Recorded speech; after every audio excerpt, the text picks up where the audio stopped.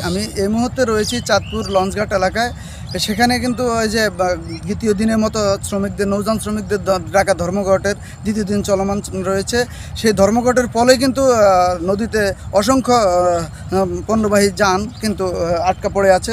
আমরা দেখতে পাচ্ছি, আপনাকে দেখাতে চাই যদি, যে পিছনে আমার অনেকগুলো যান কিন্তু রয়েছে ধর্মঘটের ফলে। এই ধর্মঘটের ফলে অচল হয়ে গেছে নৌপথ।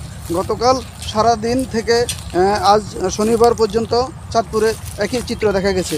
চাঁদপুরে মেঘনা নদীর মাঝের চরে 7 খুনের ঘটনায় দোষীদের শাস্তিসহ কয়েকটি দাবিতে পণ্যবাহী লাইটার জাহাজের শ্রমিকদের ধর্মঘটের দ্বিতীয় দিন চলমান রয়েছে। এর মধ্যে কর্মবিরতি পালন শ্রমিকদের বেশ কয়েকটি দাবি রয়েছে। নিহতের পরিবারদের 20 লক্ষ টাকা করে অনুদান দেওয়ার দাবি সরকারের পক্ষ থেকে করেছেন তারা। এছাড়াও নদীতে চাঁদাবাজি বন্ধসহ বিভিন্ন দাবি তাদের। এ ব্যাপারে চাঁদপুর অভ্যন্তরীণ নৌযান পরিবহনের নৌ বিভাগের কর্মকর্তাদের সাথে আমার কথা হয়েছে। তারা যেমনটা জানিয়েছেন, এই ধর্মঘটের ফলে নৌযান শ্রমিকরা ইজারা ঘাট হওয়া যে অচল অবস্থা বিরাজ করছে, এটা রোববারের মধ্যে সমাধানের একটা আশ্বাস দিয়েছেন তিনি। এছাড়াও বিআইডব্লিউডির কর্তৃপক্ষ আরও জানান, চাঁদপুরে ঘাটগুলোতে প্রায় দৈনিক 3 থেকে 400 পণ্যবাহী জাহাজ লোড আনলোড হয়ে থাকে।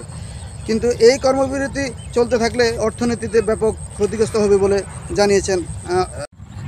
এই চলমান ধর্মঘট থাকার কারণে আসলে শ্রমিকদের মধ্যে শ্রমিকরাও ক্ষতিগ্রস্ত হচ্ছে, এদিকে অন্যদিকে ক্ষতিগ্রস্ত হচ্ছে চাঁদপুরের কর্মচাঞ্চল যে ঘাটগুলো, এই ঘাটগুলো কিন্তু স্থবির হয়ে আসছে। আর আমি এই বিষয়ে কথা বলেছি চাঁদপুরের জেলা প্রশাসক জনাব মহাজুদ্দিনের সাথে। তিনি আমাকে যেমনটা জানিয়েছেন যে এই কর্মবিরতি কিন্তু তারা আলাপ আলোচনার মাধ্যমে খুব শীঘ্রই শেষ করবেন বলে জানিয়েছেন। এই ছিল চাঁদপুর থেকে নৌযান ধর্মঘটের সর্বশেষ।